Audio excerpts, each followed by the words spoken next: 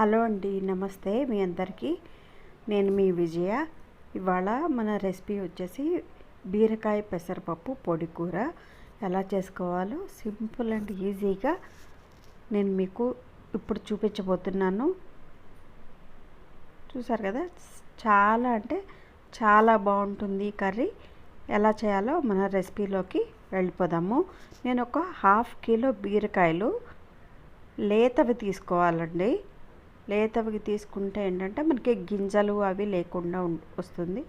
అలాగే 4 పచ్చిమిరపకాయలు, ఒక చిన్న గ్లాసు, నా వేలు సైజ్ అంత చిన్న గ్లాసు పెసరపప్పు 1 గంట ముందు నానబెట్టుకుని పెట్టేసుకున్నాను.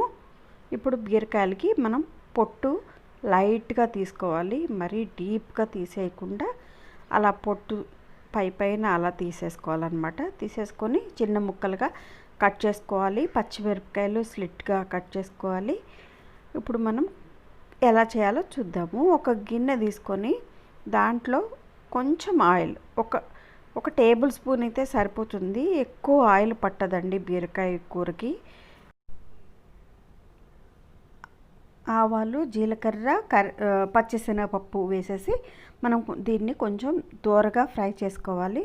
ఫ్రై చేసుకున్నాక మనం పచ్చిమిరపకాయలు, కరివేపాకు కూడా ఇందులో యాడ్ చేసుకుందాము.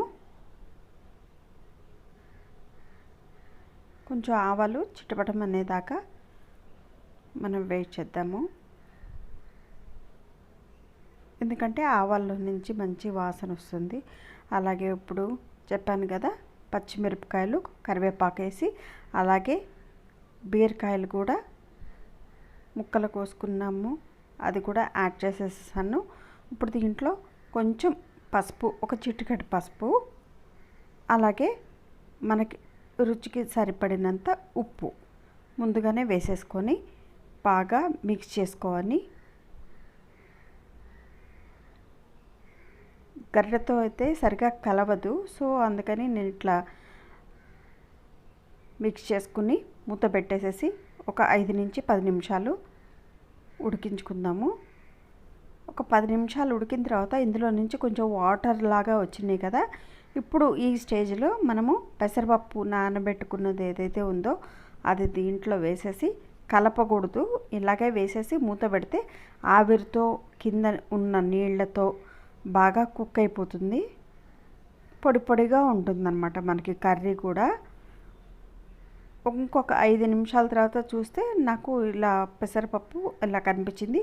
ఇప్పుడు మనం ఒకసారి తిప్పేసుకొని ఇంకా కింద నీళ్ళు ఉన్నాయి కదా, అది కూడా డ్రై అయ్యేంత వరకు మనం కుక్ చేసుకోవాలి.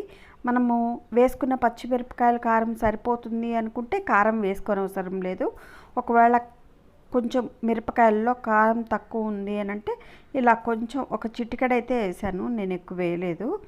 ఎందుకంటే ఇది చిన్నపిల్లలకు కూడా చాలా ఆరోగ్యంగా ఉంటుంది పెట్టడానికి.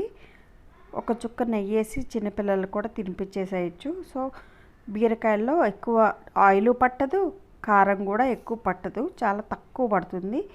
సో అలా మనం కుక్ చేసుకున్న తర్వాత మధ్య మధ్యలో పెసరపప్పు యాడ్ చేసిన తర్వాత తిప్పుకుంటూ ఉండండి. ఎందుకంటే మనకి కింద మాడే ఛాన్సెస్ ఉంటాయి. పెసరపప్పు ఈజీగా మాడిపోతుంది.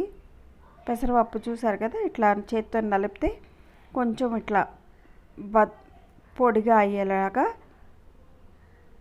ఉడికితే సరిపోతుంది. ఇప్పుడు మనం కొత్తిమీర తరిగి పెట్టుకున్నది ఇందులో వేసేసుకుని, ఇది కూడా వేసిన తర్వాత మూత పెట్టుకుని 1 నిమిషం మగ్గిస్తే కొత్తిమీర ఫ్లేవర్ అంతా కూరకి బాగా పడుతుంది. కూర ఫ్లేవర్ కూడా చాలా మంచిగా ఉంటుంది అన్నమాట. తింటుంటే కొంచెం నెయ్యి వేసుకుని తినాలండి. ఈ కర్రీ చాలా అంటే చాలా బాగుంటుంది.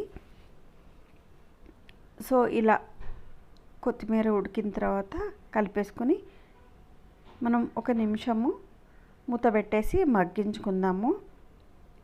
1 నిమిషం అండి, ఎందుకంటే మళ్ళీ మనకి పెసరపప్పు కింద మాడే ఛాన్సెస్ ఉంటాయి కాబట్టి 1 నిమిషం మగ్గించుకున్నాక దీన్ని సర్వింగ్ బౌల్లోకి ట్రాన్స్ఫర్ చేసుకుందాము.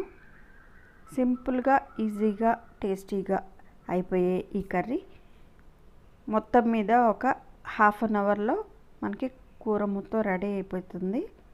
మీరు కనుక నా వీడియో ఫస్ట్ టైం చూస్తున్నట్లయితే నా ఛానల్ని సబ్స్క్రైబ్ చేయండి. అలాగే మీకు ఈ వీడియో నచ్చితే మీ ఫ్రెండ్స్కి రిలేటివ్స్కి షేర్ చేయండి. తప్పకుండా బెల్ ఐకాన్ని ప్రెస్ చేయటం మర్చిపోకండి. నేను ఏ వీడియో చేసినా కానీ నోటిఫికేషన్ బెల్ ఐకాన్ ప్రెస్ చేస్తే మీ దాకా వచ్చేస్తుంది. Thank you for watching my video. నా లేటెస్ట్ అప్డేట్ వీడియోస్ కోసం